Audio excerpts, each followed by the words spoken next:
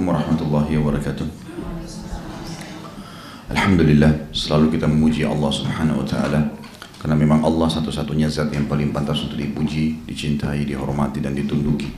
Karena dialah yang telah menciptakan semua yang di langit, semua yang di bumi, kelihatan atau tidak kelihatan oleh mata kita.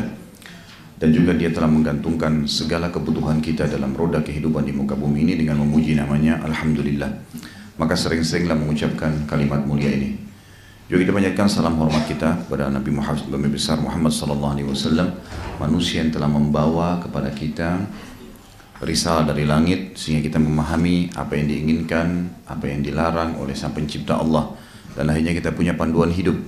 Manusia terbaik ini, Nabi Muhammad SAW, telah diberikan salam hormat juga oleh Allah dan malaikat-malaikatnya. Baik, melanjutkan bahasan Riyadhus Shalihin, dan kita masuk pada pagi ini, semoga Allah berkahi, hadis yang keempat yang saya bacakan terlebih dahulu, dan kita masih masuk di bab pertama, masalah niat. Masalah niat. Terakhir hadis nomor 3 sudah kita bahas panjang lebar tentang masalah hijrah. Apa itu hijrah dan apa yang dimaksud dengan tidak ada hijrah lagi setelah pembebasan kota Mekah. Kemudian ada makna jihad dan metode-metode jihad itu sendiri dalam Islam, mana yang dikatakan jihad, mana yang bukan jihad. Kemudian juga pentingnya niat dalam agama Islam. Hadis keempat ini saya bacakan terlebih dahulu dari Abdullah Jabir bin Abdullah Al-Ansari radhiyallahu anhu. Beliau berkata, kami pernah bersama Rasulullah SAW dalam sebuah peperangan. Maka beliau pun SAW bersabda, Inna bil madinati larijalan masirtum masirah wala qata'tum wadiyan illa kanu ma'akum habasahumul marad. Dalam riwayat lain dikatakan illa syarakukum fil ajr. Sesungguhnya di Madinah terdapat orang-orang yang mana kalian tidak menempuh sebuah jalan dan tidak melintasi sebuah lembah, melainkan mereka bersama-sama kalian. Mereka dihalangi oleh sakit. Dalam riwayat lain dikatakan, melainkan mereka bersekutu dengan kalian dalam pahala. Hadis ini sahih riwayat Imam Muslim. Tentu hadis ini, Bapak Ibu sekalian, adalah hadis lanjutan masih di bab sama, niat. Yang kita ambil pelajaran dari hadis ini, yang pertama adalah peperangan yang pernah diikuti oleh Nabi atau dipimpin oleh Nabi Muhammad SAW. Tepatnya ini adalah perang Badr. Ya, perang Badr. Kata Nabi SAW, ada orang-orang di Madinah yang tidak mengikuti kalian ke sini sekarang, tidak ikut berperang. Mereka tinggal di Madinah, tetapi tidak ada langkah yang kalian langkahi, tidak ada suka duka yang kalian lalui, kecuali mereka mendapatkan pahala yang sama. Kenapa? Karena mereka tertahan oleh sakit. Hadis ini memberikan pelajaran kepada kita, Bapak Ibu sekalian, kalau setiap muslim harus punya niat di setiap kegiatan. Misal contoh, ibu-ibu dan bapak sekalian diundang oleh temannya untuk ke pengajian seperti ini misal. Kebetulan, kalau ibu-ibu misalnya suaminya masih di rumah dan butuh untuk dilayani, kewajiban. Baik, lalu kemudian kita pamit dengan suami, misalnya suami masih mengatakan, sebentar, saya masih ada kebutuhan. Lalu kita punya udzur jadinya. Kita bilang sama teman, saya belum bisa, karena memang saya masih ada kewajiban lain. Misal contoh. Atau anak lagi sakit. Atau kita sendiri lagi sakit. Padahal hati ini pengen sekali hadir. Maka ini sudah cukup untuk Allah berikan pahala yang sama. Sama dengan orang pergi haji. Makanya Bapak Ibu sekalian, di setiap kegiatan apapun usahakan punya andil. Usahakan punya andil. Apa saja. Orang lagi pergi umroh misalnya, teman-teman lagi bilang ini mau umroh nih, ikut yuk. Baik, kita dananya belum terkumpul misalnya. Atau mungkin masih belum bisa karena memang keadaan. Mungkin karena keadaan fisik kita lagi sakit, mungkin waktu yang belum bisa karena harus diatur. Tapi jangan, ya sudah kamu berangkat aja. Jangan cuma sekedar bahasa itu. Diniatkan dalam hati, kalau memang saya pengen ya Allah pergi ini. Kalau engkau mudahkan, saya akan pergi. Gitu. Di setiap ibadah ya, di setiap ibadah. maka itu sudah cukup untuk kita mendapatkan pahala sama dengan mereka. Ini hal yang bukan ringan ini, ya. Hal yang maksudnya perbuatannya ringan tapi balasannya bukan hal yang ringan, besar sekali. Di sini perang Badar dalam Islam adalah perang pertama dalam Islam, itu terjadi tahun 2 Hijriah. Dan Allah Subhanahu wa taala memberikan kemenangan kepada Nabi Muhammad SAW, dan khusus untuk ahli Badar, penghuni Badar ini diampuni dosanya. Mereka jumlahnya waktu itu 314 orang bersama Nabi SAW. Dan ini peperangan pertama dalam Islam yang Allah berikan kemenangan yang luar biasa. Karena mereka hanya sekedar keluar untuk menahan kafilah Abu Sufyan. Kebetulan sebab perang ini, Bapak Ibu sekalian, adalah ada waktu para sahabat hijrah ke Madinah, sebagaimana bahasan kita hadis yang nomor 3 kemarin. Waktu mereka hijrah, ternyata banyak di antara sahabat yang hartanya tertinggal di Mekah. Rumahnya, dagangannya, pokoknya sama orang Quraisy nggak boleh dibawa. Mau pindah ke Madinah silahkan, tapi jangan bawa apa-apa. Ada yang istrinya ketinggal, ada yang anaknya, pokoknya luar biasa. Nah, harta-harta muslimin ini rupanya yang ditinggalkan di Mekah diperebutkan oleh kepala-kepala kafilah yang ada. Maksudnya kepala-kepala kabilah, suku, ya. Ada Abu Sufyan, ada Abu Lahab, ada Abu Jahal, orang-orang yang memang dasarnya memimpin Mekah pada saat itu. Harta-harta muslimin tidak dibagi umum, tidak diperebutkan umum oleh masyarakat, tapi untuk tokoh-tokoh ini gitu. Nah, harta-harta ini rupanya diduitkan, kemudian diberikan barang-barang dagangan oleh mereka. Padahal harta rampasan ya. Kemudian diberikan barang dagangan di negeri Syam. Yang pimpin kafilah itu Abu Sufyan. Maka Nabi SAW waktu dengar, Nabi bilang kepada para sahabat, terutama muhajirin, orang yang hijrah dari Mekah ke Madinah, sahabat-sahabat yang memang dasarnya harta mereka direbut oleh Quraisy. Berkumpullah, kita serang kafilah itu, ambil kembali hak kalian. Gitu. Jadi di sini bukan perampokan ya, tetapi memang pengambilan hak. Maka menyeranglah Nabi SAW, waktu itu dibuka umum, siapa yang mau ikut silakan, yang nggak mau ikut juga nggak apa-apa. Tidak ada, bukan kewajiban pada saat itu jihad. Yang ikut sama Nabi hanya 313 orang, 314 dengan Nabi SAW, dan ini memang orang-orang yang sangat loyal. Mereka keluar hanya untuk menghadang kafilah. Menghadang kafilah ini tidak seperti pergi perang ya. Menghadang kafilah itu dijaga oleh 17 orang, 20 orang, tidak sulit mengalahkan gitu. Dan pasukan waktu itu 300 orang, maka sudah sangat cukup. Mereka ada yang tidak pakai perisai, mereka cuma pakai pedang, biasa saja gitu. Maka pada saat itu orang-orang Quraisy, Abu Sufyan waktu dengar, Abu Sufyan ngirim surat ke Mekah kalau Muhammad sudah keluar dari Madinah bersama dengan pasukannya. Tolong kami. Yang paling besar hartanya di dalam kafilah itu ada 2 orang. Ada Abu Jahal yang namanya adalah Umar bin Amr bin Hisham, tapi diberikan julukan Abu Jahal ya. Kemudian juga ada Umayyah bin Khalaf. Dan yang sedang mimpin kafilah namanya Abu Sufyan. 3 orang ini orang yang paling banyak hartanya di situ. Maka Abu Sufyan ngirim ke Abu Jahal. Abu Jahal itu Raja Mekah. Hai Abu Hakam, julukannya di Mekah Abu Hakam, orang yang bijaksana. Kita disuruh oleh Nabi panggil dia Abu Jahal. Karena bodohnya luar biasa gitu. Masalahnya pada saat itu dia tidak beriman pada risalah Nabi. Padahal dia tahu kebenaran. Kalau dia beriman, satu Mekah beriman. Dia bisa panen pahalanya, tapi dia nggak mau. Karena fanatisme keturunan. Waktu ditanya sama Abu Sufyan, kenapa kau tidak beriman? Kau raja kami. Kata Abu Jahal bilang, dari dulu suku Muhammad sama sukuku bersaing. Sehari buat mereka, sehari buat kami. Mereka buat pasukan untuk membela Mekah, kami buat pasukan. Mereka memberikan makan minum jemaah haji, kami berikan makan dan minum jemaah haji. Sekarang ada Nabi keluar dari sukunya Muhammad, maksudnya Nabi Muhammad SAW. Suku saya nggak ada. Kalau saya beriman pada Muhammad, berarti suku saya dikalahkan. Maka saya tidak akan beriman selamanya sama Muhammad. Kebodohan, fanatisme saja. Padahal ini bukan masalah pilihan, ini bukan milih makan, ini bukan milih baju. Ini masalah agama, selamat atau nggak selamat di akhirat gitu. Maka dapatlah julukan Abu Jahal. Ringkas cerita, surat Abu Sufyan sampai ke tangan Abu Jahal. Lalu Abu Jahal memotivasi orang-orang di Mekah supaya bergerak. Ayo kita bentuk pasukan. Terbentuklah kurang lebih 1.000 orang pasukan. Tapi yang terbentuk di Mekah ini memang pasukan perang gitu. Memang mereka keluar pakai perisai. Orang-orang zaman dulu tuh kalau berperang Bapak Ibu sekalian, dari kepala sampai kaki semuanya besi. Yang kelihatan cuma bola matanya. Nah iya, dia pakai topi besi, baju besi, sampai ke kudanya pun semuanya besi. Gitu kan. Jadi perang dan itu berat, gitu kan. Berat itu. Tapi apa boleh buat untuk membela diri?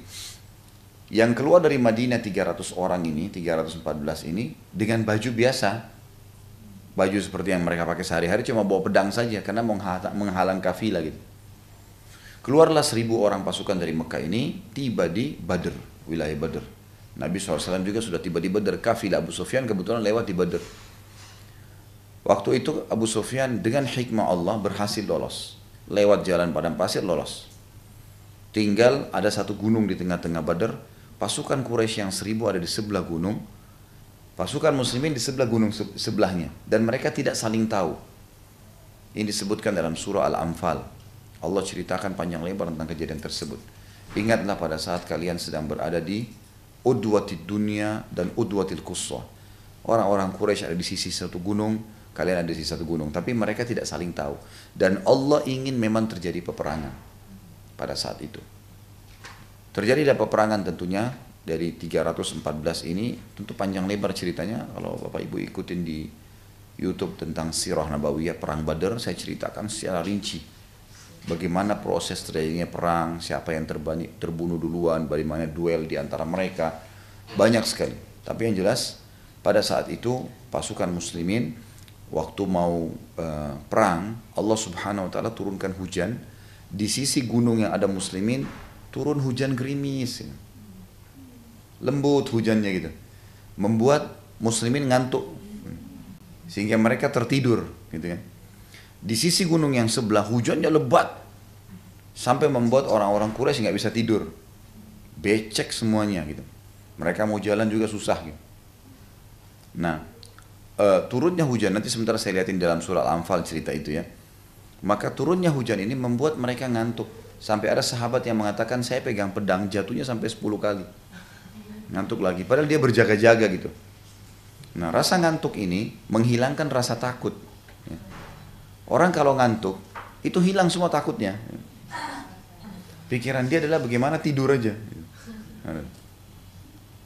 Maka ngantuk ini membantu sekali. Nah, pasukan Quraisy besoknya, kemudian sudah tahu ada pasukan muslim semua, berhadapanlah mereka.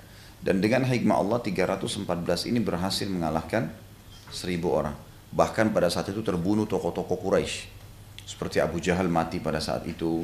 Kemudian Umayyah bin Khalaf mati pada saat itu. Al-Walid, Uqbah. Banyak tokoh-tokoh Quraisy yang memang dasarnya perampok-perampok yang mengambil harta muslimin ini malah terbunuh semuanya di situ.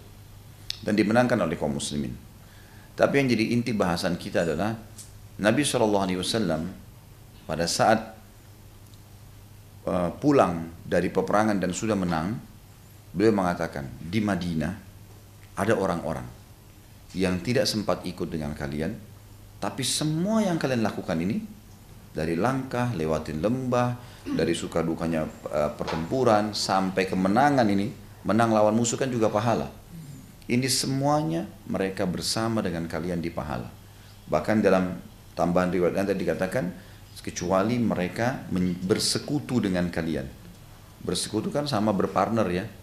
Jadi artinya kalian dapat 100, mereka dapat 100. Kalian dapat 1 juta, mereka dapat 1 juta. Tapi mereka di Madinah. Kenapa? Karena tadi uzur. Hadis ini menyebutkan ada penyakit ya. Ada riwayat lain yang mengatakan mereka tertahan dengan uzur. Mereka tertahan dengan uzur. Uzur ini apa saja? Misal selain sakit, orang itu lumpuh atau tidak punya duit ya. Pada saat perang Badar, salah satu sahabat Nabi yang bernama Utsman bin Affan radhiyallahu anhu tidak sempat ikut. Kenapa nggak sempat ikut? Karena istrinya Ruqayyah lagi sakit keras. Ruqayyah ini anak Nabi SAW. Nabi waktu itu Nabi dan Raja. Maka waktu Utsman mau ikut perang, kata Nabi, jangan hai Utsman, urus anak saya ini, urus istri kamu. Karena nggak ada yang bisa urus, kamu yang harus urus ini sendiri. Nggak usah kamu ikut. Utsman sempat sedih sebenarnya. Tapi Nabi yang perintahin, udah diikutin. Maka Nabi SAW pada saat menyebutkan hadis ini, sebagian ulama hadis bilang, ini juga hadis tertuju kepada Utsman bin Affan. Yang tidak bisa ikut justru karena perintah Nabi. Gitu kan? Perintah Nabi. Tapi ini bukan kasuistik karena istrinya sakit ya. tapi karena ada perintah Nabi di sini. Karena ada perintah Nabi. Jadi Nabi SAW perintahkan kamu harus begini sebagai pemimpin, maka dipatuhilah oleh Utsman bin Affan. Ini juga termasuk udzur. Ini juga termasuk udzur. Baik, kita baca sedikit dulu tentang kisah tentang perang Badar ini, ada dalam surah Al-Anfal ya. Kita mulai di ayat 5 ya. Di ayat 5. A'udzubillahi minasyaitonirrajim. Bismillahirrahmanirrahim. Kama akhrajaka rabbuka min baitika bil haqqi wa inna fariqan minal mu'minina lakarihun. Sebagaimana Tuhanmu menyuruhmu pergi dari rumahmu hai Muhammad dengan kebenaran, padahal orang-orang beriman, sebagaimana Tuhanmu telah menyuruhmu keluar pergi hai Muhammad dari rumahmu untuk pergi ke wilayah Badar dengan kebenaran, padahal sesungguhnya sebagian orang-orang yang beriman tidak menyukainya. Maksudnya di sini, waktu sebelum terjadi perang Badar, Bapak Ibu sekalian, dia cuma mengatakan kita akan keluar. Ada sebagian orang-orang beriman pada saat itu tidak berharap keluar mengejar kafilah gitu kan. Tapi Allah mengatakan Allah mengeluarkan kau dengan benar hai Muhammad. Keluar ya. Ayat ke-6-nya, yujadilunaka fil haqqi ba'dama tabayyana ka'annama yusaquna ilal mauti wa hum yanzurun. Mereka membantahmu tentang kebenaran sesudah nyata bahwa kalian pasti akan menang. Jadi waktu itu pas tiba di wilayah Badar, maka ada pilihan. Kita kejar kafilah Abu Sufyan atau kita menghadapi pasukan Mekah. Para sahabat cenderung dengan kafilah. Karena kafilah kecil musuhnya. Cuma 20-25 orang yang bisa dilawan. Kalau pasukan ini besar, jumlahnya 1000 orang. Maka di sini para sahabat coba bukan membantah sebenarnya. Mereka berdiskusi dengan Nabi SAW lebih tepatnya tentang kebenaran itu. Kalau Allah sudah janjikan kemenangan, artinya kita dapat kafilah atau kita akan menang. Kalaupun lawan pasukan 1000 tetap kita akan menang. Allah sudah janjikan. Seolah-olah mereka dihalau kepada kematian, sedang mereka melihat sebab-sebab kematian itu. Maksudnya para sahabat ini karena belum pernah perang sebelumnya, ini perang pertama dalam Islam, ini hadapin 1000 orang, berarti jelas-jelas depan mata kematian. Kalau pasukan, kalau kafilah bisa mati bisa enggak. Masih awal Islam, mereka belum luar biasa imannya sehingga memang mengejar mati syahid dan seterusnya. Janji Allah tapi melalui Nabi Muhammad SAW, salah satu dari dua ini kafilah Abu Sufyan atau pasukan yang manapun dihadapin tetap akan menang. Ayat 7 menjelaskan itu. Wa idh ya'idukumullahu ihdat ta'ifataini annaha lakum wa tawadduna anna ghaira dhati syauqati takunu lakum wa yuridullahu an yuhiqqal haqqa bikalimatihi wa yaqta'a dabiral kafirin. Dan ingatlah ketika Allah menjanjikan kepadamu hai Muhammad bahwa satu dari dua golongan yang kamu hadapi, kafilah atau pasukan, adalah untukmu, pasti kamu akan menang. Sedang kamu menginginkan di sini bahwa yang tidak mempunyai kekuatan senjatalah yang untukmu. Maksudnya di sini adalah para sahabat berharap yang kafilah aja yang dihadapin, jangan pasukan. Dan Allah menghendaki untuk membenarkan yang benar dengan ayat-ayatnya dan memusnahkan orang-orang kafir. Tapi Allah mau terjadi perang dengan pasukan. Karena kalau pasukan Quraisy yang kalah, bukan hanya sekedar kafilah yang bisa didapatkan. Mekahnya juga, orang-orang kafir jadi takut, Islam jadi nyebar gitu. Lalu Allah mengatakan di ayat 8-nya, liyuhiqqal haqqa wa yubtilal batila walau karihal mujrimun. Dan Allah pasti akan menetapkan yang hak. Islam itu yang kamu bawa hai Muhammad akan tetap tersebar dan membatalkan yang batil. Pasti semua syirik dan kekafiran akan terkalahkan walaupun orang-orang yang berdosa atau musyrik itu tidak menyukainya. Waktu itu di perang Badar, Bapak Ibu sekalian, Allah Subhanahu wa taala memberikan pertolongan dengan adanya tambahan pasukan dari malaikat. Pasukan dari malaikat, dan yang turun itu jumlahnya 1000 pasukan dari malaikat. Nanti setelah selesai perang Badar, Nabi Muhammad SAW mengatakan, apakah kalian mau tahu perbedaan antara korban kalian dengan korban malaikat? Kata para sahabat, iya ya Rasulullah. Kata Nabi SAW, kalau kalian lihat orang kafir yang bekas sabetan pedang di lehernya atau di tangannya, itu ada apinya, ada hangusnya, itu dari malaikat. Nah, karena malaikat pada saat menebas itu ada api pedangnya. Nah, dan itu disaksikan oleh banyak orang-orang muslim tentang korban-korban tadi. Kita bacain ayatnya.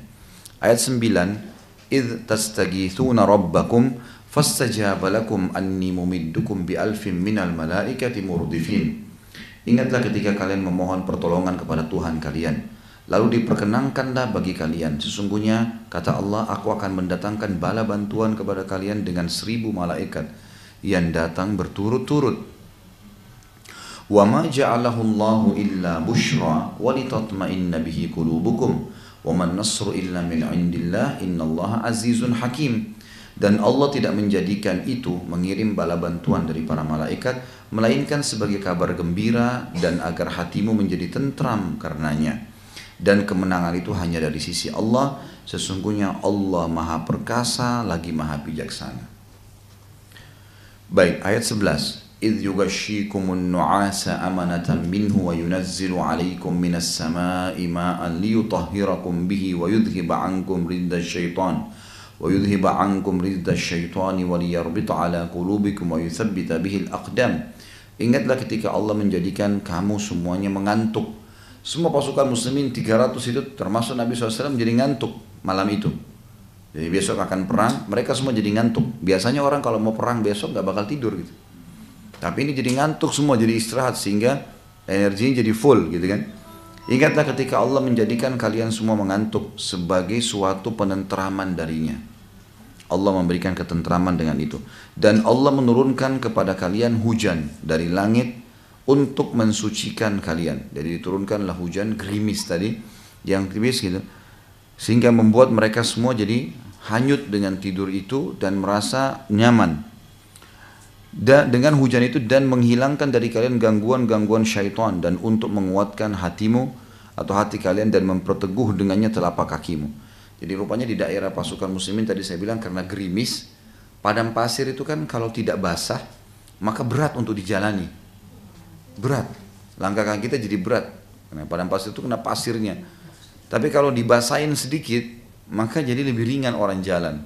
Kalau terlalu banyak air juga jadi becek gitu. Malah jadi longsor gitu kan. Nah di tempat pasukan muslimin turun gerimis ini, membuat tanah itu menjadi lembut gitu. Mereka juga jadi ngantuk, mereka jadi tidur gitu. Sehingga pasukan muslimin mendapatkan ketentraman malam itu. Sementara pasukan orang kafir turun hujan lebat, membuat mereka nggak bisa tidur malam itu, sumpek, becek semua. Jadi dari pasukan kafir itu waktu mereka jalan, kaki mereka dipenuhi dengan tanah-tanah yang tebal, selain baju besinya. Jadi berat mereka pada saat mau melawan. Jadi 1000 orang itu dikalahkan. Dan banyak sekali tokoh-tokoh Quraisy waktu itu mati, meninggal semua. Gitu. Baik. Allah subhanahu wa ta'ala menceritakan tentang keterlibatan malaikat dan bagaimana malaikat menghukum mereka.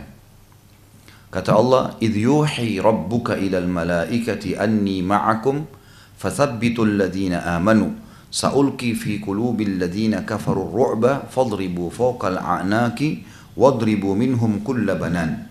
Ingatlah ketika Tuhan kalian mewahyukan kepada para malaikat yang terlibat di perang Badar itu, sesungguhnya aku akan bersama dengan kalian, maka teguhkanlah pendirian orang-orang yang telah beriman. Kelak akan aku jatuhkan rasa ketakutan ke dalam hati orang-orang kafir, maka penggallah kepala mereka dan pancunglah tiap ujung-ujung jari mereka. Ini yang saya bilang tadi, jadi korbannya malaikat itu kelihatan, leher orang kafir terpancung, ada luka bakar dan jari-jari mereka terputus semua. Itu yang korban-korban malaikat gitu. Sampai ada sahabat yang menceritakan di perang Badar, dia bilang pada saat saya lagi ngejar satu orang kafir, kemudian saya baru mau tebas lehernya sudah terbang sendiri. Dia bilang saya nggak tahu nih siapa yang gitu. Setelah peperangan tanya Nabi SAW, Nabi mengatakan itu perilaku para malaikat. Gitu kan. Ada malaikat terlibat di situ. Kenapa mereka dihukum seperti itu orang-orang kafir? Di ayat 13 diceritakan, "Dzalika bi annahum syaqqullaha wa rasulahu, wa man yushaqiqillaha wa rasulahu fa innallaha syadidul iqab." Ketentuan itu mereka harus diperangi karena mereka menentang Allah dan Rasulnya, dan barang siapa yang menentang Allah dan Rasulnya maka sungguhnya Allah amat keras siksaannya. Ayat 14, "Dzalikum fadzuquhu wa anna lil kafirina 'adzaban nar." Itulah hukuman dunia ditimpakan atas kalian, maka rasakanlah hukuman itu. Sesungguhnya bagi orang-orang kafir masih ada tambahan azab di akhirat nanti. Lalu Allah mengingatkan kepada kita, bagi muslimin yang masuk di medan perang tidak boleh lari. Sifat pengecut, sifat penakut dalam Islam ini tidak ada, dibuang jauh-jauh di lautan. Kalau benar, benar dipertahankan. Pengecut ini haram, dosa besar dalam Islam, tidak dibolehkan. Apalagi kalau sedang berhadapan dengan musuh. Lari dari kancah peperangan adalah dosa besar. Imam Az-Zahabi masukkan dalam dosa besar. Karena Allah bilang, ini dalilnya. Ayat 15. Kita kalau berhadapan sama musuh di medan perang, pokoknya mati atau menang. Kita nggak kenal nama kalah gitu.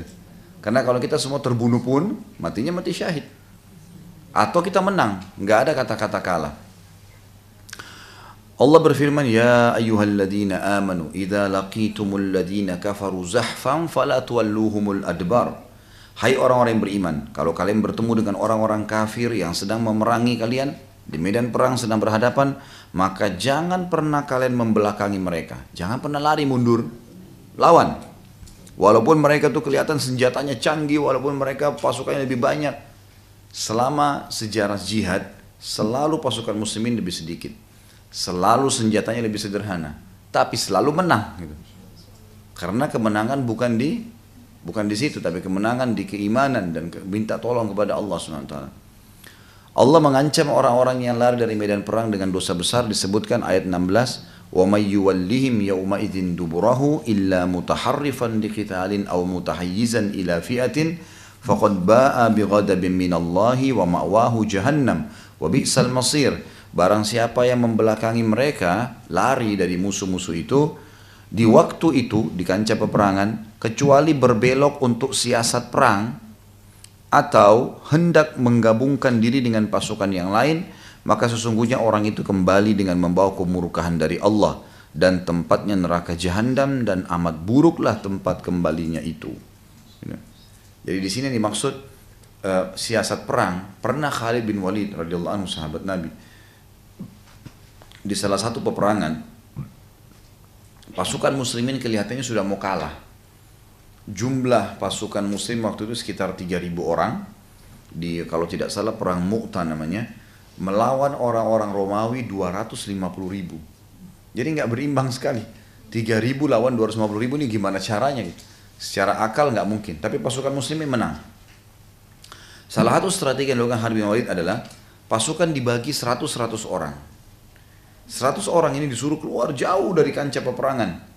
Kemudian mengambil pelapa-pelapa kurma, daun-daun kurma. Diambil pelapa-pelapanya, semua pasukan pegang satu, kemudian ditarik di padang pasir. Sehingga 100 orang yang datang itu debunya banyak. Dari jauh musuh lihat ini pasukan banyak. Dan memang dia bagi. Kalau 100 datang, 100 grup A datang, grup B pergi. Grup B datang lagi dari jauh, grup C. Jadi pasukan kafir yang 250.000 ini ngelihat, ini pasukan Islam bantuannya datang terus gitu. Padahal sebenarnya bukan begitu, cuma dari 3.000 ini saja. Dibagi 100-100 orang dengan pelapa kurma, itu contoh. Jadi ini sebenarnya yang dimaksud kecuali orang yang keluar untuk siasat perang. Tapi kembali lagi gitu, dia bukan meninggalkan kancah ini, tidak masuk murkahnya Allah. Atau mau bergabung dengan kelompok yang lain. Misal tadinya berhadapan sama musuh di sini, tapi di sana ada panggilan untuk bersatu supaya pasukannya besar datang, itu lain. Tapi kalau orang pengecut mau lari, maka nggak bisa. Makanya waktu Islam masuk di Spanyol, Tariq ibn Ziyad, Tariq ini rahimahullah, waktu tiba pasukan Islam di wilayah Spanyol dari Afrika Utara, dari Maroko, itu sama Tariq bin Ziyad ini dibakar semua kapalnya. Semua kapal yang muslimin datang bakar semua. Jadi nggak bisa lari, lautan. Kata Tariq, di depan kalian musuh, tinggal menang atau mati syahid. Di belakang kalian laut, yang mau lari silakan, tenggelam. Jadi nggak bisa. Akhirnya mereka maju dan mereka akhirnya menang dalam peperangan itu. Baik, kalau kita sedang berperang menghadapi musuh atau seseorang sedang mendakwai orang lain, sebenarnya kita nggak punya peran apa-apa di situ, atau kita sedang menasihatin orang lain. Tugas manusia, Bapak Ibu sekalian, hanya ikhtiar, nggak lebih dari itu. Kita mau makan nih, asam, manis, apa rasanya pedas, kita cuma tahu pilih, ikhtiar. Ikhtiar yang selanjutnya ngunyah, selebihnya nggak ada urusan kita. Hah? Ibu-ibu yang milah mana jadi kotoran, mana jadi nutrisi tubuh? Enggak. Kita cuma tahu ikhtiar, pilih yang kita suka, makan, nggak lebih dari itu. Titik, selesai. Selebihnya Allah yang kelola di badan kita. Ini jadi kotoran, ini jadi energi. Tinggal Allah kasih rasa mules, buang tuh yang nggak bagus, keluarin. Simpel sekali, manusia dimanja sekali. Hanya itu saja. Sama dengan segala hal, ikhtiar. Saya mau dapat usaha ini, ikhtiar aja, jalan. Selebihnya tawakal. Hasilnya bukan di tangan kita itu. Nanti ada konsumen datang, konsumen beli, itu gak ada urusan. Yang penting kaidahnya, relnya benar.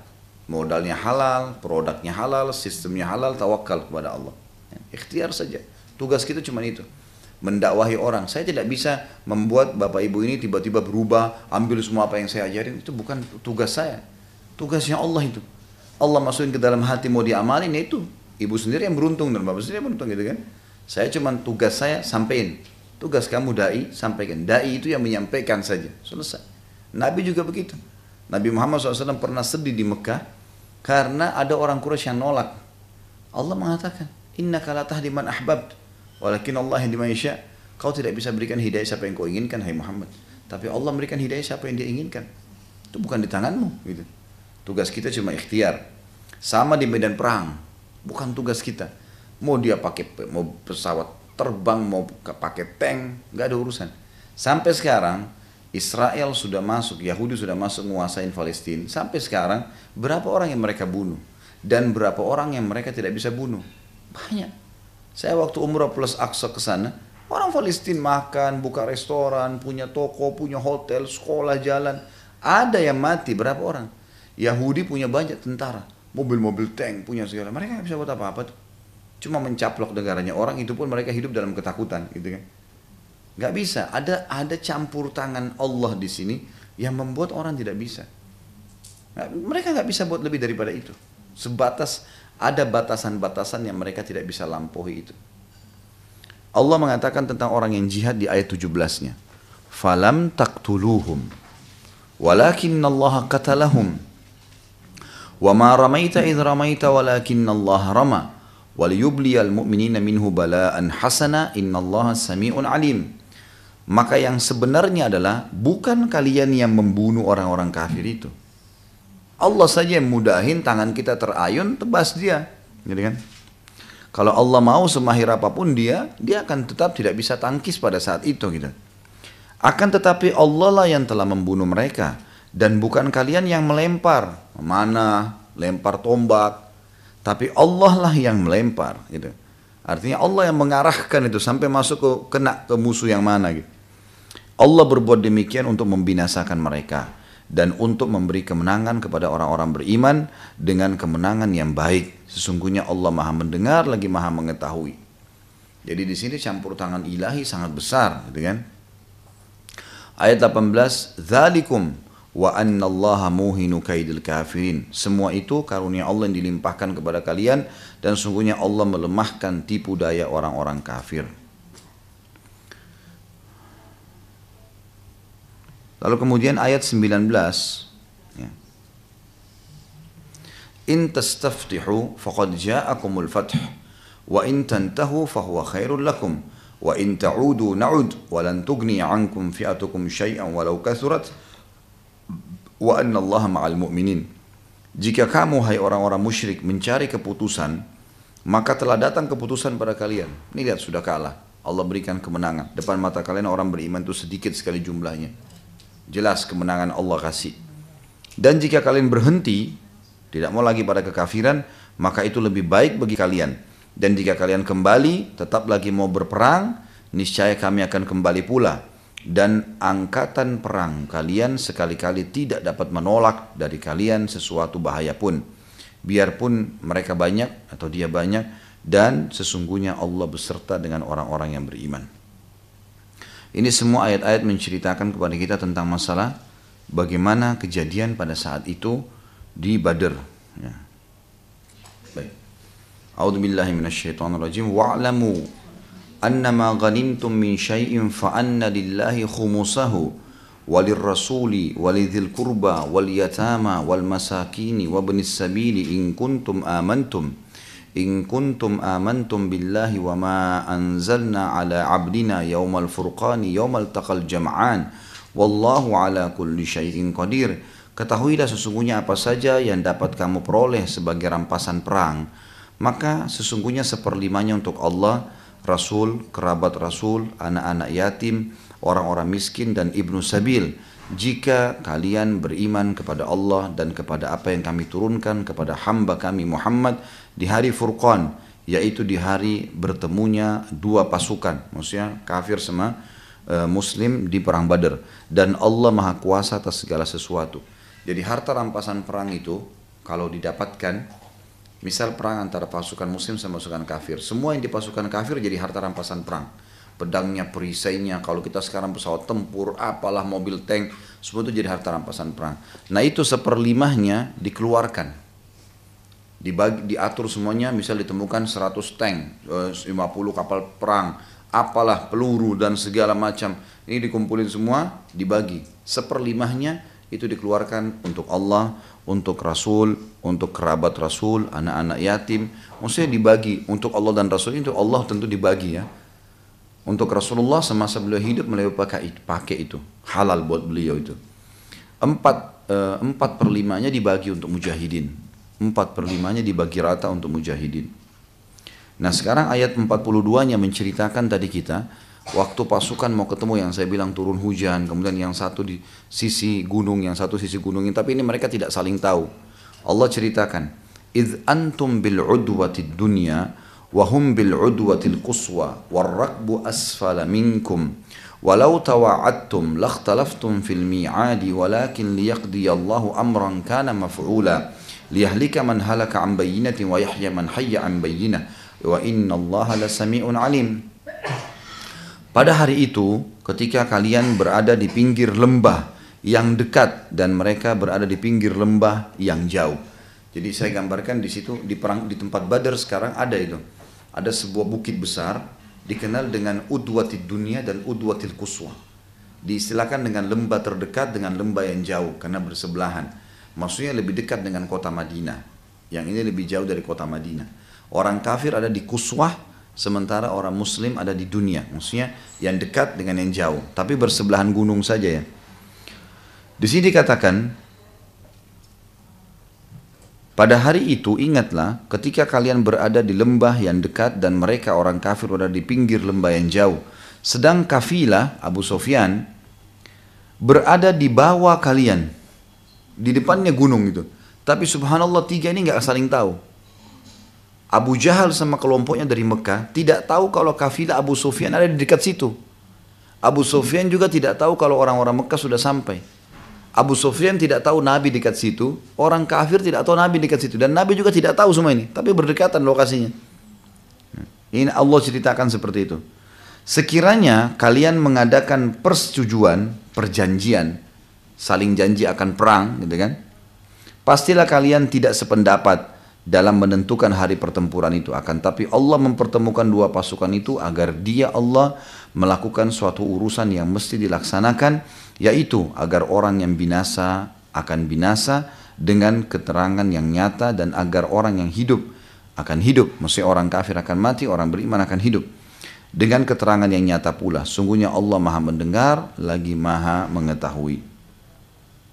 Baik, ini kurang lebih ayat-ayat yang bisa kita ambil. Tentu di sini panjang kalau mau dibahas ya. Tapi yang jelas yang saya ingin datangkan saksi bahasan kita kalau perang Badar terjadi. Dan yang lebih penting daripada itu adalah bagaimana setiap ada kesempatan untuk hadirkan niat di ibadah, hadirkan. Nah, kalau ada uzur, maka akan dapat pahalanya. Saya sudah kasih contoh di awal hadis kita dulu.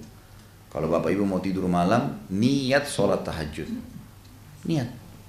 Kebablasan tidur, dapat pahala tahajudnya. Tapi jangan tidak niat sama sekali. Dari rumah tadi keluar ke sini, niat dari awal, kalau ada orang miskin saya mau bantu. Enggak dapat orang miskin itu, dapat pahalanya. Tapi jangan begitu dapat orang miskin tidak sedekah ya. Karena harus sesuai dengan niat, benar dijalankan gitu. Ya. Harus benar-benar dijalankan. Jadi niat ini penting. Makanya sebagian ulama salaf mengatakan, saya berharap memiliki niat di setiap ibadah, walaupun saya tidak bisa melakukannya. Misal teman-teman kita di Palestina lagi berjihad, coba seandainya ya, kalau saya hidup itu diikut di sana, maka saya pun akan ikut jihad. Gitu. Waktu saya bimbing umroh, saya sempat bisikkan kepada jemaah-jemaah saya sempat mengatakan pada mereka, ini kan banyak di Indonesia ini kita takut ya, takut ke Palestina, takut perang, takut ini semua tidak benar beritanya itu, banyak nggak benar, itu direkayasa. Gitu. Pada saat pergi ke sana nggak ada apa-apa, artinya ada keributan, tapi keributan ini jadi kalau meja ini Palestina, yang udah dicaplok oleh Israel ini barat, timur, utara, tapi ada di tengah-tengah. Israel ini sekarang di tengah-tengah wilayah Palestina itu yang belum bisa direbut, itu namanya Gaza. Itu yang selalu kita bilang jalur Gaza itu di tengah-tengah. Dan memang orang Yahudi sampai sekarang nggak bisa. Banyak sekali informasi sana kalau mereka mendekat, mereka melihat ada pasukan putih yang menahan, mereka mendengar suara-suara gemuruh kuda yang banyak. Ketakutan sendiri orang Yahudi gitu. Yang orang-orang beriman tidak tahu itu, ya. Orang-orang beriman tidak tahu itu. Jadi anak-anak di Gaza itu kalau pulang sekolah, SD, SMP, SMA, mereka juga punya fakultas, kuliah, ada yang jadi dokter, ada yang macam-macam. Mereka tetap berjalan. Itu habis sekolah, pakai imamahnya, tutup mukanya, ambil satu botol air mineral, pegang Quran, pergi ke puing-puing yang sudah hancur, jaga-jaga, ribat namanya. Jadi kerjanya mereka begitu, sekolah, aktivitas, ribat. Gitu. Kalau ada yang mati syahid, mereka takbir semua, Allahu Akbar, beruntung nih masuk surga, gitu-gitu. Nah ini Gaza, wilayah Quds, wilayah yang ada Masjid Aqsa, itu yang sudah dicaplok sama orang-orang Yahudi. Tapi di situ umat Islam hidup. Waktu kami ke sana itu, nginap di hotel-hotel orang Islam gitu. Orang Muslim di situ tetap mereka sekolah, kita ke Masjid Aqsa jalan kaki aman-aman saja. Toko-toko banyak yang jual sepatu, jual baju, orang-orang Palestina banyak di situ orang Muslim. Bahkan waktu kami masuk ke Masjid Aqsa, memang di depan Masjid Aqsa itu pintu gerbangnya ada tentara Yahudi. Tapi di dalam ada tentara Palestina. Orang Yahudi nggak bisa masuk ke dalam masjid. Mereka ribut kalau masuk gitu. Jadi sebenarnya aman. Nah, banyak informasi yang dibuat. Saya baru tahu kemarin ternyata orang-orang Yahudi sengaja menginformasikan. Kan mereka nguasain media ya. CNN dan semuanya ini kan memang punya mereka yang. Maka mereka informasikan di sana itu ribut, di sana gini supaya umat Islam tidak datang. Karena makin banyak kita datang, makin kuatkan semangatnya orang Palestina itu. Waktu ketemu sama kami itu sampai dipeluk, jazakallah khair datang ke sini gitu. Kedatangan kamu saya sini sudah cukup. Loh kalian di sini bagaimana? Kami alhamdulillah turun temurun, makan, minum. Bahkan populasi manusia Israel 1, Palestina 3. Sekarang ini makin memuncak, entah kenapa dengan hikmah Allah, hampir setiap wanita melahirkan di Palestina kembar. Iya. Terakhir itu ada yang melahirkan perempuan umurnya 23 tahun, suaminya 25 tahun. Tahun pertama menikah melahirkan 6 anak kembar laki-laki semua. Ya, ada fotonya ada. Terus tahun depannya gitu kan, hamil lagi dengan hikmah Allah 6 lagi anak laki-laki. Jadi dalam 2 tahun itu 12. Tidak usah dibayangkan. Ini kejadian di sana. Baik, intinya Allah Subhanahu wa taala dengan kemahakuasaannya memberikan kemenangan-kemenangan dan sampai sekarang mereka tidak bisa buat apa-apa. Saya sebelum berangkat tahun lalu itu ada dapat di WhatsApp foto dari TV Al Arabiyah. Al Arabiyah ini kayaknya bukan orang Muslim yang punya ya. Entah gimana ada cuplikan dari mana direkayasa gambar itu, Masjid Aqsa hancur. Hancur, dibombarder habis semua, Kuba yang kuning tuh hancur, rubuh. Ini begitu saya lihat, saya hubungin Pak Agus yang sama-sama saya di travel. Ya, Pak Agus coba pastikan di sana gitu. Pastikan dihubungin sama dia. Rupanya orang yang di sana yang pegang, yang urus di Palestina itu ngambil print kertas tanggal itu, hari itu dipegang dekat Masjid Aqsa, difoto. Ini Aqsa nggak apa-apa nih, nggak ada apa-apa gitu. Berarti itu cuma isu bohong gitu kan.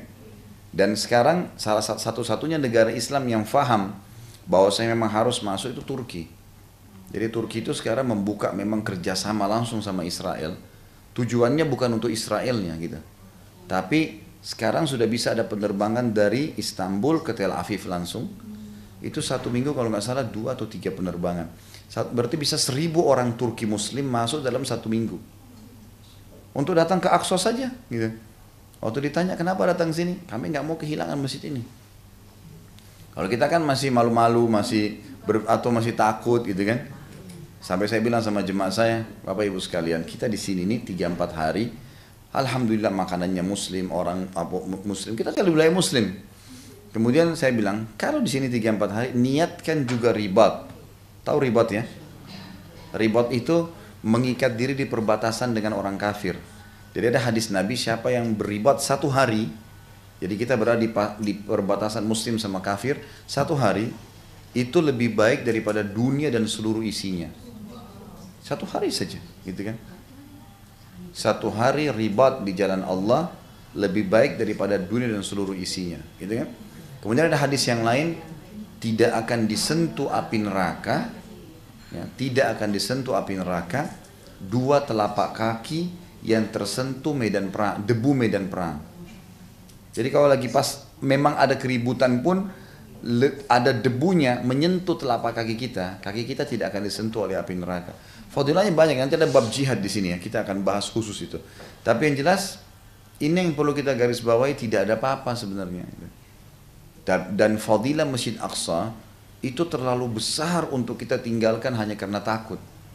Seperti misalnya hadis, kalau Bapak Ibu ikutin di YouTube ada ceramah saya itu khusus masalah Aqsa, ya. Saya tidak tahu teman-teman kemarin di Bandung waktu Tabligh Akbar itu sudah upload atau belum. Aqsa, Palestina dan Aqsa yang terlupakan.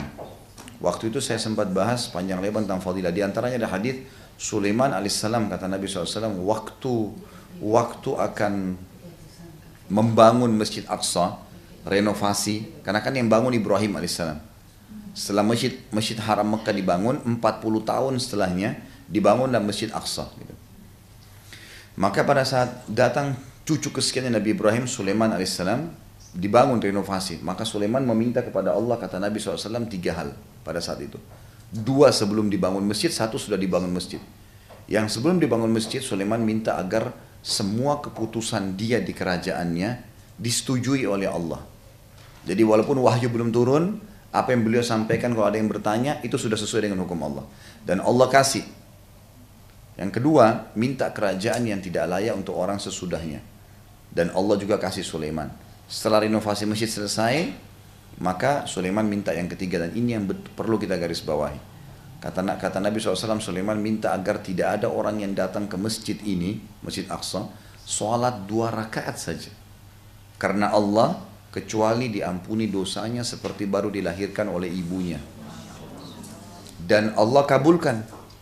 Ini nggak ada di Masjid Haram, nggak ada di Masjid Nabawi nih. Pengampunan dosa 2 rakaat seperti baru dilahirkan oleh ibu, ini nggak gampang. Ini hanya didapat kalau haji mabrur ya.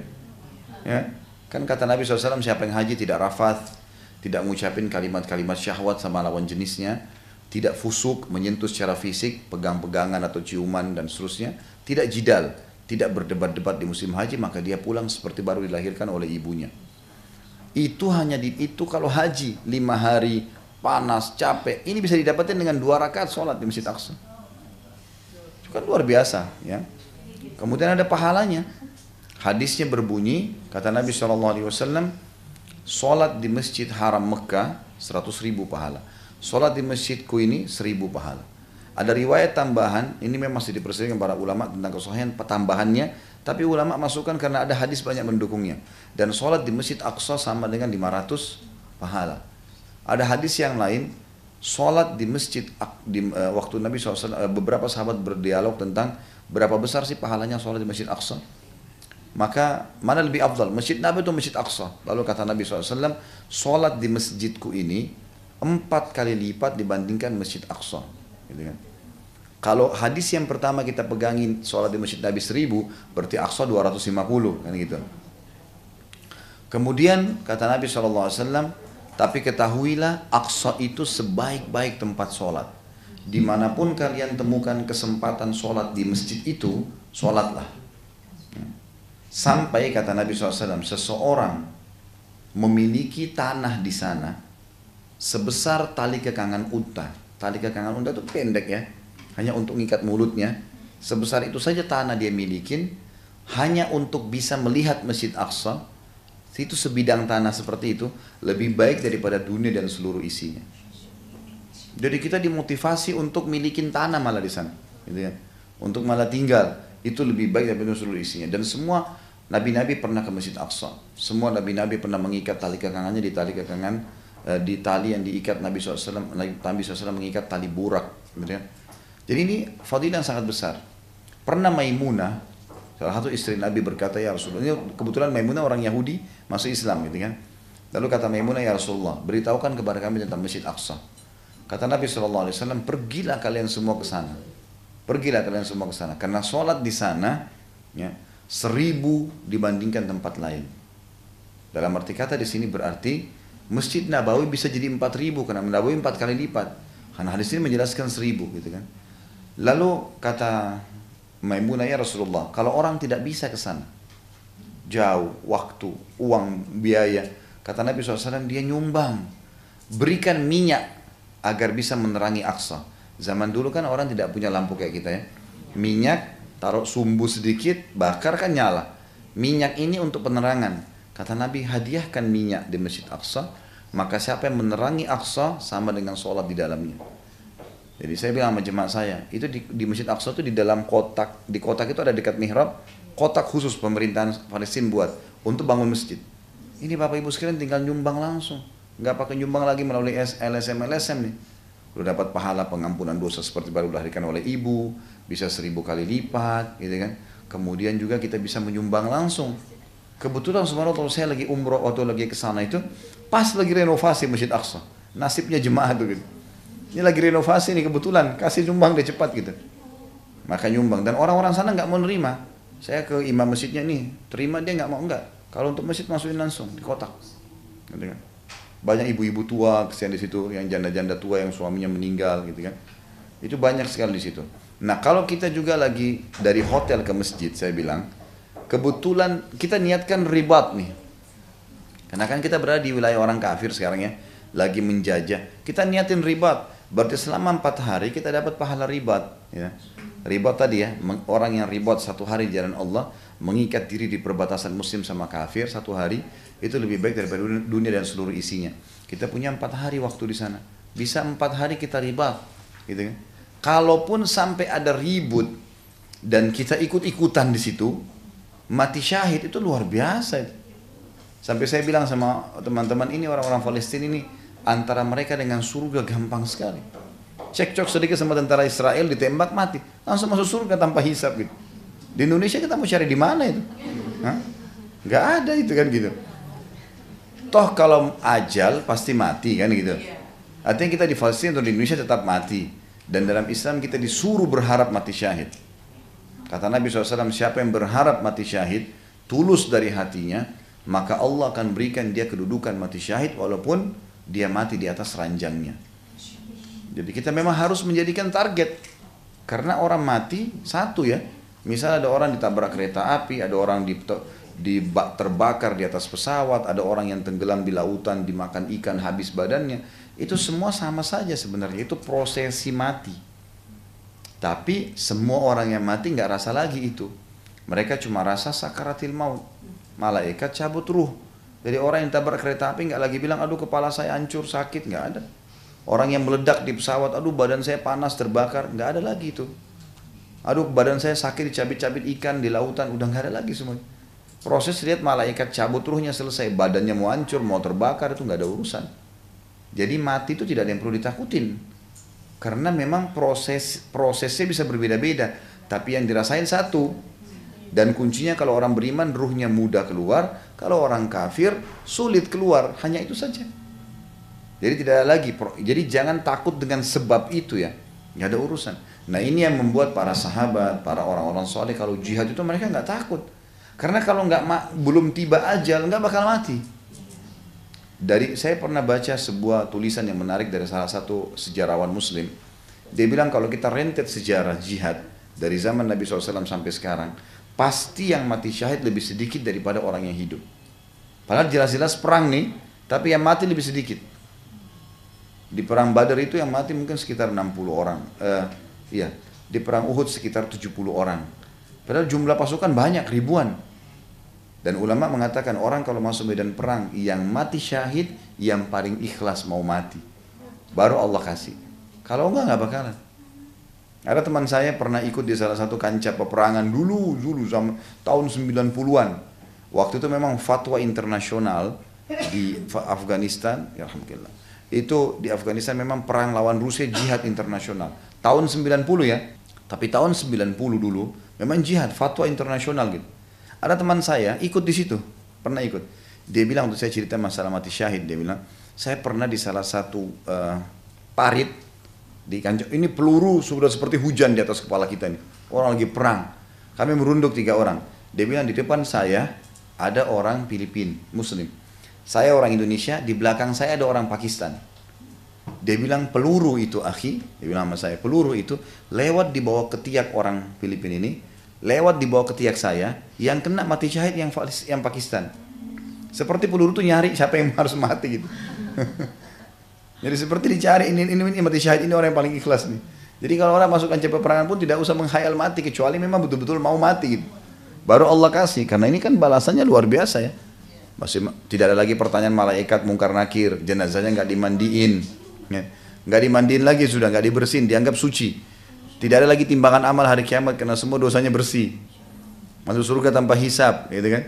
Kemudian bisa memberikan 70 syafaat keluarganya, banyak manfaatnya, hanya dengan tunggu musuh mau dibunuh musuh saja gitu. Sampai ada sahabat satu di perang Badar, dia lagi makan kurma 2 butir gitu. Terus sahabat Nabi bilang, tidak ada seorang pun dari kalian di sini yang hadir sekarang, demi Allah mati terbunuh oleh orang kafir itu, kecuali masuk surga yang surga itu seluas langit dan bumi. Sahabat ini yang lagi makan kurma bilang, bakin itu indah sekali ya Rasulullah, ulangin. Kata Nabi SAW, ulangi ya Rasulullah. Kata Nabi SAW, demi Allah tidak ada seorang pun dari kalian yang mati terbunuh di medan perang ini, kecuali masuk surga langsung, tidak pakai hisab, yang luasnya seluas langit dan bumi. Dia bilang lagi, bakin, indah sekali, indah sekali. Kata Nabi SAW, kenapa kau bilang itu? Dia bilang, ya Rasulullah, hanya saya tinggal tunggu maju, lawan orang-orang kafir nih, terus saya dibacot nih, dibunuh, mati, masuk surga. Kata Nabi, iya. Udah, pasti itu. Maka dia bilang, kalau begitu itu yang saya bilang bakin ya Rasulullah, indah sekali. Maka dia makan kurma, baru dia gigit kurmanya 2 butir kan sebentar makan kurma 2 butir, maksudnya dia habisin dulu. Terus dia bilang, innaha lahayatun tawilah, kalau saya habisin 2 butir ini masih panjang. Dibuang sama dia, langsung dia masuk perang gitu, sampai terbunuh mati syahid gitu. Jadi prinsip dasar orang beriman jelas. Ini berhubungan dengan bahasan hadis tadi, hadis nomor 4 kita tentang masalah adanya orang-orang yang niat untuk itu. Hadis nomor 5 sekalian kita bacakan, karena hadis nomor 5 ini mirip ya. Imam Bukhari meriwayatkan dari Anas radhiyallahu anhu, beliau berkata, kami pulang dari perang Tabuk bersama Nabi SAW. Maka beliau bersabda, inna aqwaman khalfana bil Madinah ma salakna syi'ban wala wadiyan illa wahum ma'ana habasahumul udhur. Sesungguhnya ada orang-orang di belakang kita di kota Madinah yang tidaklah kita melintasi jalan di pegunungan dan juga tidak melintasi lembah, melainkan mereka bersama-sama kita. Mereka mendapatkan pahala sama dengan kita. Mereka tertahan oleh uzur, Di sini hadis ini hampir serupa dengan hadis tadi yang kita bahasakan, bahwa orang semua yang niat baik memang, tapi betul-betul dia tertahan dengan uzur, maka akan dapat pahala sesuai dengan apa yang dia niatkan. Jihadnya kah, hajinya kah, apa saja. Ya.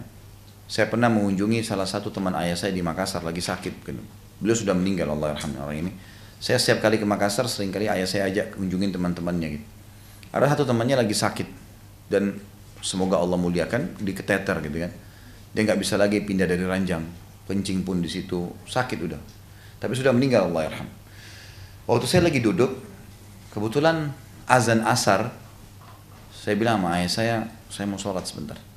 Saya ke masjid gitu. Kemudian saya ke masjid, saya balik lagi.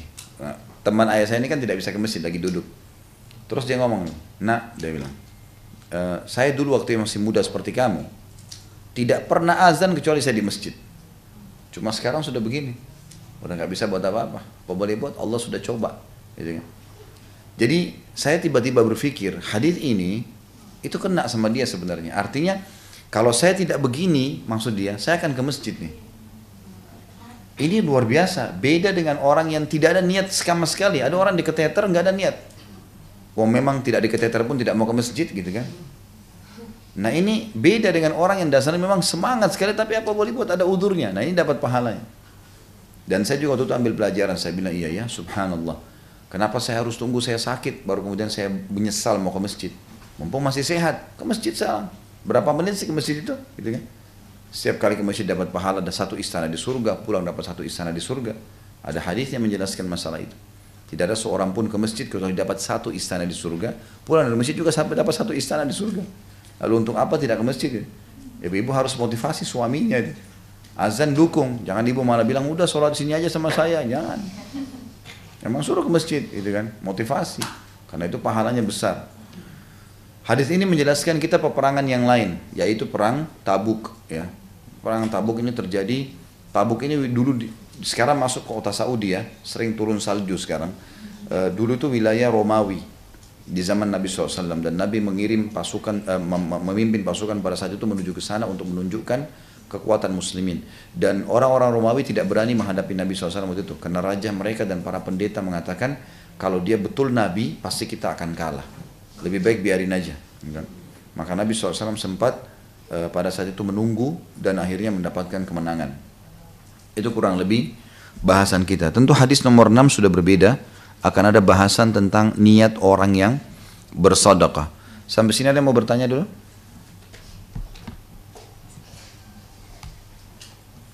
Masya Allah, sudah pintar semua. Alhamdulillah.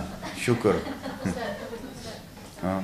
kalau misalnya kita niat terus, tapi kita belum bisa ngajarin, nggak apa-apa ya? Nggak masalah. Asal benar-benar begitu. Iya, niat untuk tahajud tapi ketiduran terus.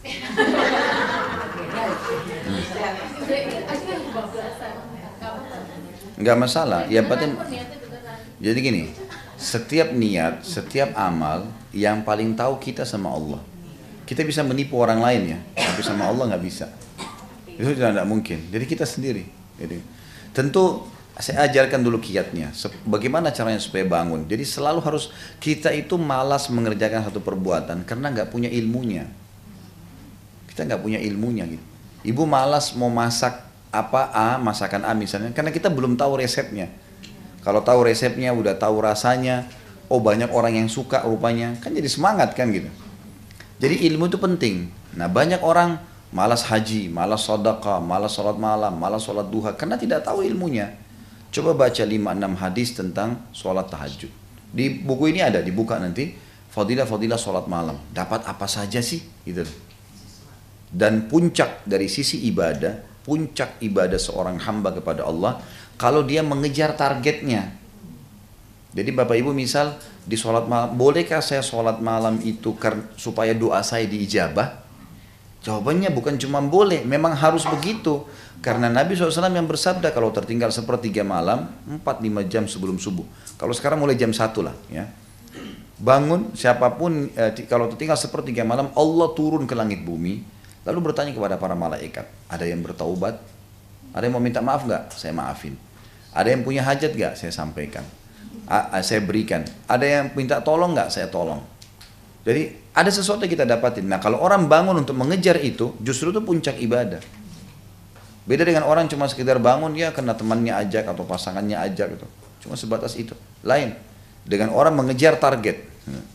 Mengejar target ini adalah puncak ibadah. Nah coba baca 5-6 hadis tentang sholat malam sebelum tidur. Insya Allah bangun, kita tahu apa yang dijanjikan. Gitu kan? Ini biasa bahasa ceramahnya fadilah. Di buku Riyadhus Shalihin ini memang kita banyak belajar masalah fadilah nanti. Makanya semua di sini kita temukan ada fadilah sholat malam, ada fadilah sholat duha, ada fadilah sedekah, ada fadilah haji umroh, ada fadilah bakti sama orang tua. Fadilah ini adalah janji positif Allah di ibadah itu, yang akan membuat kita termotivasi nanti. Baik, Bagaimana kalau orang niat memang terus belum bangun? Ada kiat yang kedua. Kiat yang kedua adalah wudhu sebelum tidur. Baca doa kalau mau tidur. Selalu baca doa, gitu kan? Selalu baca doa. Kata Nabi SAW, siapapun yang bersuci, tidur dalam keadaan suci ya, berwudhu, maka Allah akan utus malaikat tidur bersamanya, ada di sebelahnya.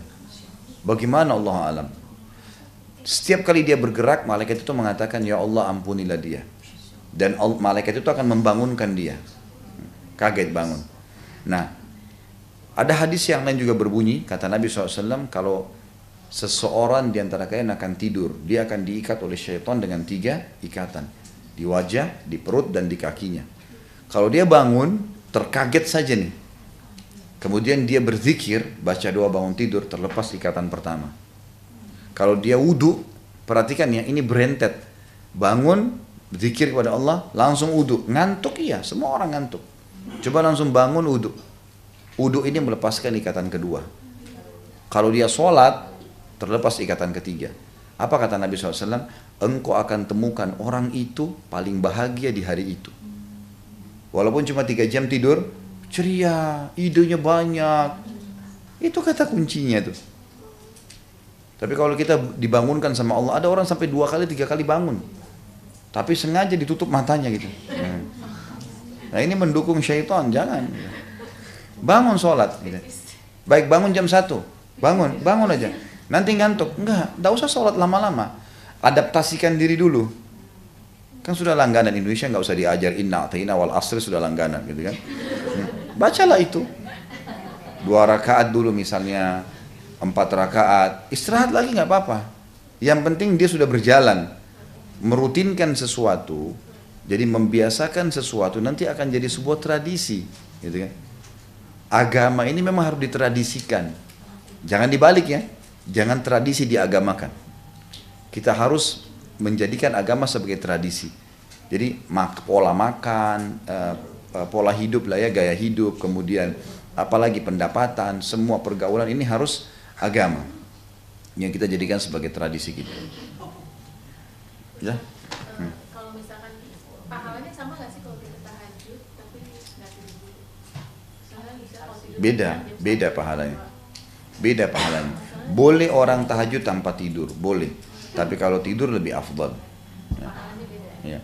Makanya Bapak Ibu juga harus garis bawahi, nggak boleh begadang kecuali darurat ya. Ya, itu memang Imam Abu Dawud dalam sunannya menyebut khusus bab namanya bab nahi anis samr, larangan begadang. Begadang itu secara medis nggak sehat.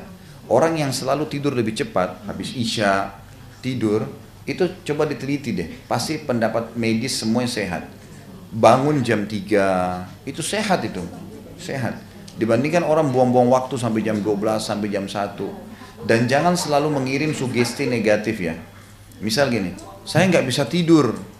Bahasa saya nggak bisa tidur, itu yang membuat dia nggak bisa tidur itu. Sugestinya begitu. Sama kalau Bapak Ibu mau puasa, kan niat itu sama dengan sugesti. Saya niat puasa, saya sugesti puasa. Saya akan puasa besok. Nanti sampai azan kuat tuh. Karena memang kita sudah kirim sinyal di otak kita, otak kirim ke seluruh tubuh kita, seperti itulah. Jadi jangan niatnya nggak benar. Saya kayaknya kalau mau tidur ini sugestinya bisa bangun nggak ya? Kan jadi kayaknya saya nggak bisa bangun deh. Belum terbiasa, nggak. Insya Allah saya akan bangun. Sugesti niatnya di situ. Insya Allah bangun. Nah kalau bangun jam 1 malam misalnya, coba bangun sholat setengah jam aja deh. Insya Allah setengah jam cukup lah ya. Untuk 2 rakaat inna a'taina wal asr tadi itu bisa. Tapi lagi kalau Allah kalau falak tabbat yada wattin, ya yang sudah dihafal coba 8 rakaat. Ringan kok itu. Jam 1 misalnya, setengah 2 sudah selesai. Jam 2 kurang 10 sudah tidurlah. Sampai menjelang subuh nggak apa-apa. Jam 4 sekarang setengah 5 subuh, jam setengah 5 bangun, azan subuh sholat. Yang penting jangan kehilangan sholat malam itu gitu. Dan untuk lebih meringankan, usahakan setelah sholat ba'diyah isya, itu sudah sholat witir. Karena memang di dalam hadis Bukhari disebutkan, Abu Hurairah berkata radhiyallahu anhu, aku diwasiatkan kekasihku 3 hal tidak pernah aku tinggalkan seumur hidupku. Yang pertama adalah, aku selalu sholat 2 rakaat duha. Yang kedua puasa 3 hari setiap bulan, namanya Ayyamul Bid, 13, 14, 15 yang pahalanya sama dengan setahun kan. Dan yang ketiga, aku tidak pernah tidur kecuali sudah witir. Ini nggak pernah ditinggalkan seumur hidup. Jadi witir dulu, jadi nanti malam bangun itu tinggal tahajud, nggak berat. Jadi nggak jadi beban, 11 rakaat kayaknya kesannya panjang gitu. Padahal sebenarnya tidak. Ya, nanti sisa 8 gitu kan. Seperti itulah. Dan ini ada hadis juga ya, siapa yang niat mengerjakan satu ibadah, kemudian dia tidak sempat melakukannya, kayak tadi mau sholat tidur, mau sholat malam, kebablasan gitu kan, maka dicatatkan baginya 1 pahala lengkap. 1 pahala lengkap sholat malam tadi.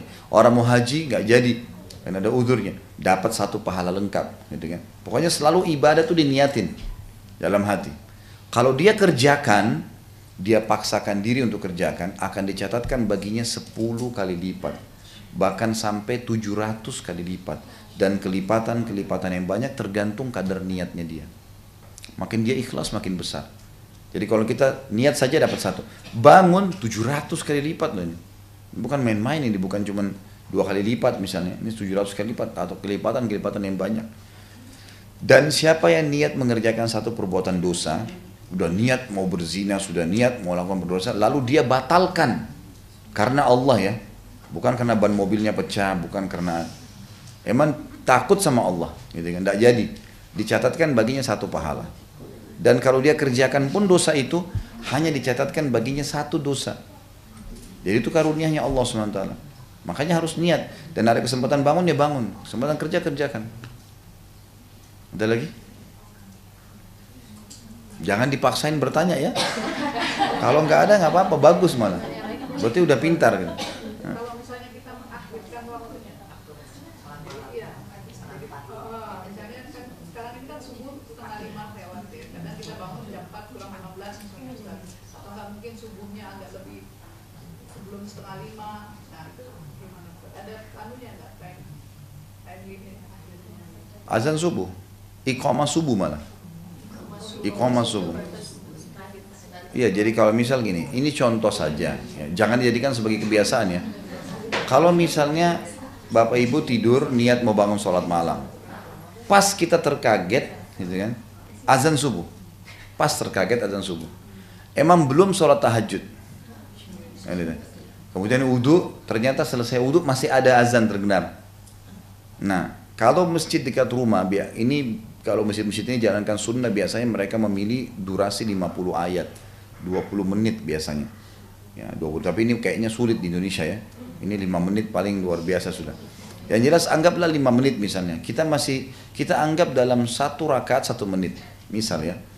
Berarti kita masih bisa kerjain 2 rakaat tahajud, lalu 2 rakaat sunnatul fajr. Karena 4 rakaat, 4 menit. 4 rakaat 4 menit, berarti masih ada 1 menit lebihnya. Itu masih boleh. Atau kebetulan kita lagi di masjid, itu apalagi kalau lagi umroh ya. Umroh itu kalau pas lagi umroh di Masjid Haram itu enak sekali sebenarnya. Karena durasinya 20-25 menit, lama. Nah, kalau sempat ketiduran dan ke Masjid Haram misalnya pas azan subuh, itu masih bisa selama belum iqamah sholat tahajud. Karena iqamah ini dilarang sholat. Kata Nabi SAW, tidak ada lagi sholat sunnah dengan iqamah sholat wajib, nggak ada lagi. Tapi orang kalau kebablasan masih bisa gitu. Dalam sebuah hadis dikatakan, kata Nabi SAW, kalau kalian dengarkan azan, segeralah berwitir. Artinya masih bisa sholat, gitu kan? Masih boleh dikerjakan selama belum iqamah. Ya, jadi nggak masalah, diterlambatkan nggak masalah. Malah kalau bisa lebih afdal memang diterlambatkan di akhir waktu itu. Tapi kan ini bagi orang yang sudah terbiasa. Saya bicara tadi ini kalau orang yang belum terbiasa, bagaimana adaptasinya. Pokoknya kalau kaget tengah malam, usahakan langsung sholat.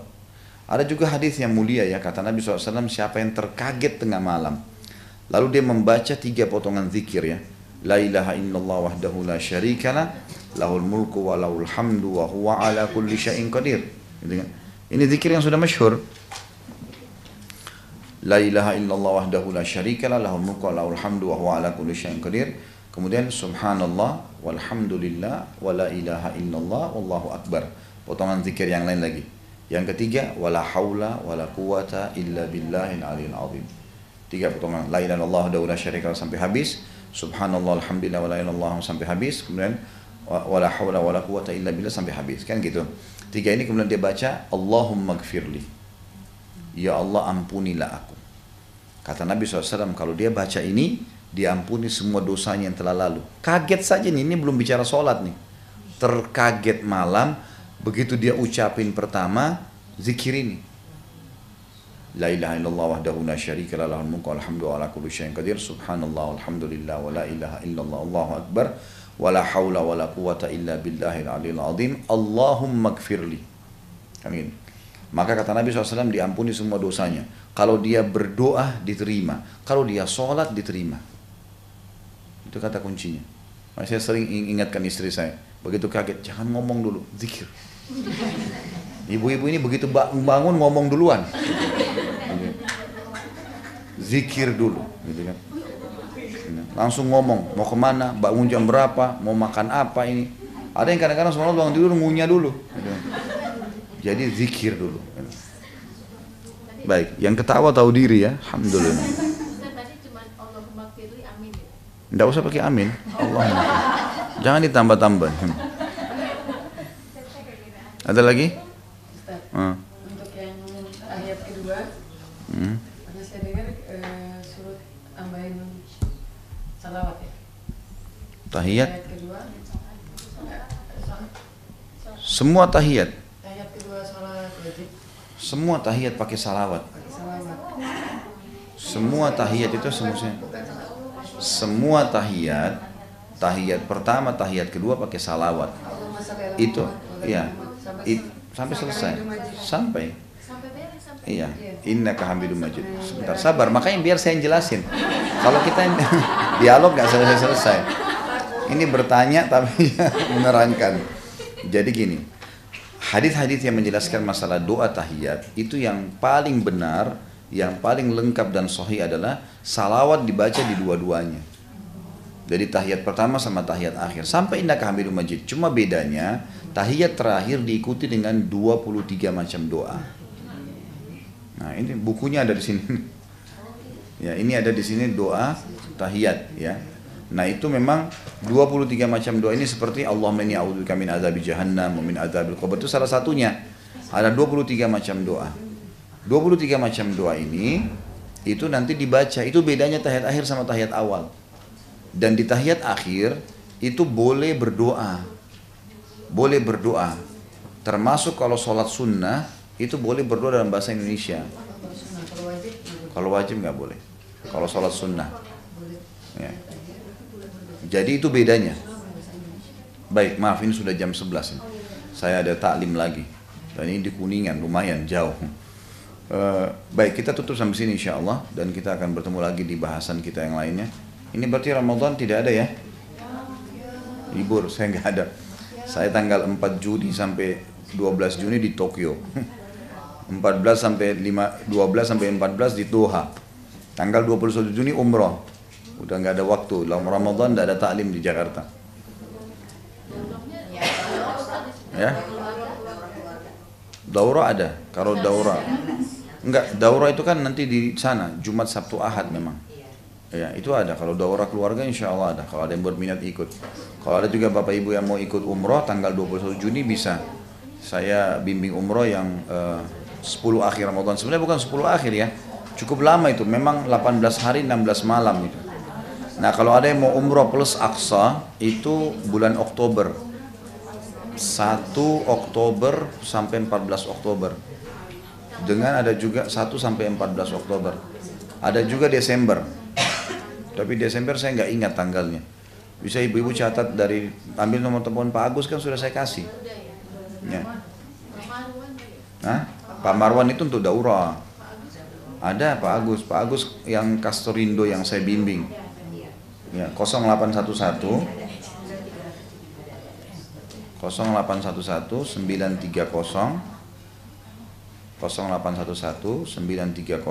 723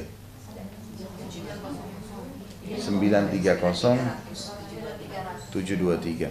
Nanti bilang aja Pak Agus saya dari jemaahnya Ustadz Khalid mau tanya umroh gitu kan. Nanti akan dijelaskan keterangan-keterangannya.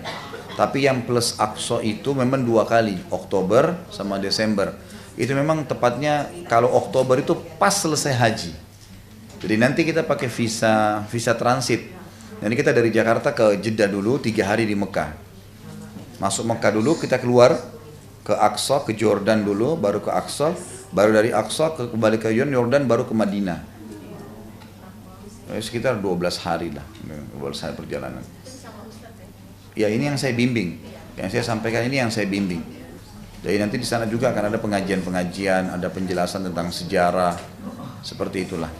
Baik, kemudian juga ada beberapa kegiatan-kegiatan sosial yang Bapak Ibu kalau berminat untuk ikut. Kita ada pembangunan masjid. Masjid ini 3,5 juta rupiah per meter persegi. Lantai, atap, dinding, lengkap. Misal saya mau wakafin buat ibu saya 100 meter masjid deh.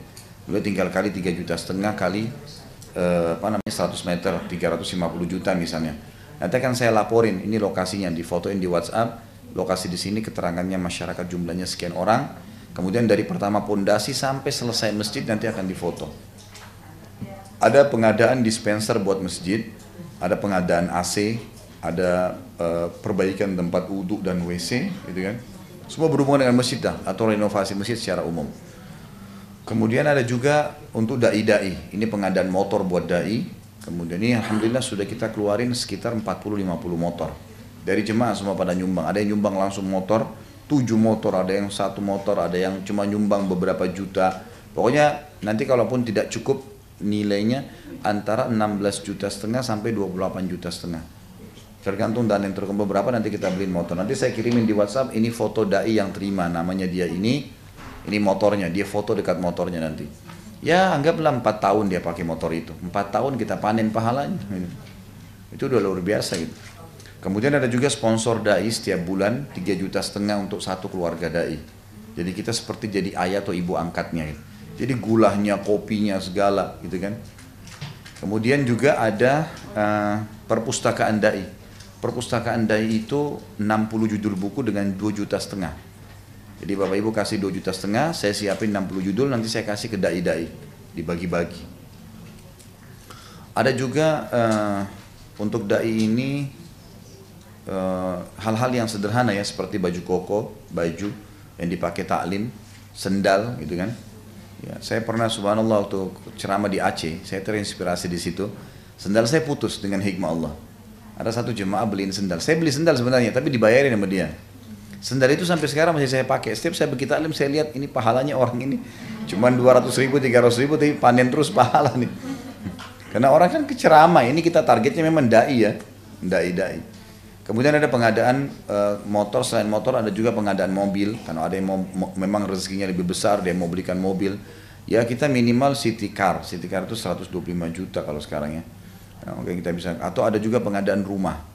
Pengadaan rumah untuk dai-dai itu juga lebih dikembangkan lagi sehingga target saya sih lebih besar, ada satu komplek nanti misal 15 rumah semuanya dai gitu. Jadi mereka bergabung di situ. Jadi orang kalau mau cari ustadz siapa ya di situ gitu. Kemudian pengadaan sumur, penggalian sumur itu 5,5 juta per meter per sumurnya ya. Ini beberapa daerah. Ini ada satu daerah di daerah Sulawesi Tenggara. 100 kakak itu nggak ada air sama sekali, airnya harus naik gunung 3 km. Situ ada mata air, jadi semua satu kampung itu ngambil air, mereka pikul tiap hari. Subhanallah, sekretaris saya ke sana, dia bilang Ustadz mata air ini susah karena di atas gunung, lebih baik ini kita blok, buatin pasangin pipa, nanti sampai ke masjid 3 km. Setelah dihitung 6,5 juta, tidak seberapa. Air cuma sampai ke masjid, nanti masyarakat sudah nggak perlu naik gunung. Ambil di masjid, sampai sekarang 100 kakak hidup, 6,5 juta. Berapa banyak pahala yang didapatin gitu. Kemudian juga ada sponsor janda, ini kalau janda 2,5 juta per bulan. Ya maksudnya yang tidak mampu ya. Yang tidak mampu, biasanya ada di antara mereka tuh sering di pinggir jalan, bawa kereta, gerobak-gerobak ya, orang yang tidak mampu. Ada satu orang ibu dulu, anaknya 2 atau 3, ibu ini tidak mampu. Pernah minta tolong sama saya gitu. Kemudian kita berikan bantuan setiap bulan. Dia berikan masukan saya, Ustadz, daripada Ustadz bantu setiap bulan, lebih baik Ustadz kasih modal usaha. Saya tanya, ibu bisa apa? Dia bilang, saya jual nasi uduk Ustadz. Baik. berapa modal nasi uduk? Dia bilang 500.000 modalnya. Tidak seberapa. Modal nasi uduk bisa jual di gang, udah saya sudah bisa jual 500.000. Cuma butuh gerobak Ustaz. Baik, saya tanyain gerobak. Gerobak mungkin sekitar 2,5 juta waktu itu. Jadi 3,5 juta berhenti minta-minta, udah nggak minta lagi. Udah. Hidup gitu. Dan ini kata Nabi SAW, sponsor janda itu sama dengan mujahid di jalan Allah. Ada hadisnya itu, sama dengan jihad itu. Besar. Karena mereka tidak ada penaungan. Kemudian juga ada alokasi zakat mal. Bagi bapak ibu yang punya harta mau dialokasi di Ramadan, juga kita punya alokasi zakat mal di banyak sumber-sumber orang-orang miskin yang sudah dinaungi oleh yayasan saya. Kemudian juga ada alokasi bunga bank. Jadi bapak ibu yang punya rekening di bank konvensional ada bunga ribanya, itu bisa dialokasikan untuk fasilitas umum, WC umum, paving block dan seterusnya, seperti itulah. Kemudian yang terakhir ini ada program terbaru, tentu ini sebar buku ya, seperti buku yang saya bawa contohnya, ya. Ini 15.000. Ya. Ada buku ini 132 doa, kita cetak ulang. Sebenarnya ini selalu cetak ulang 10.000 buku selalu dan disebar. Nah ini tujuannya ada orang yang beli 10, bukan beli sebenarnya ya, dia bayar ongkos cetaknya ini. Ini dicetak, karena ini memang bukan kita jual-jual umum di toko gitu. Ini cetak ulang untuk dibagi. Dengan ada yang satu lagi buku tentang Ramadan, tentang puasa Ramadan. Ini juga sama 15 ribuan. Ini buku ini bisa disebar, dibagi. Jadi kalau bapak ibu lagi main ke rumah keluarga, titipin, kasih, lagi beli belanja di mana, ya kasih titip buku. Mudah-mudahan dapat hidayah. Kita nggak tahu ya. Anggaplah misal rumah kerabat kita ini pembantunya yang baca, nggak apa-apa. Mudah-mudahan dapat hidayah, kita nggak tahu. Dan tidak seberapa 15.000 ilmu kalau mau dibaca itu, kalau mau ditulis susun tuh nggak mudah gitu. Allahu a'lam.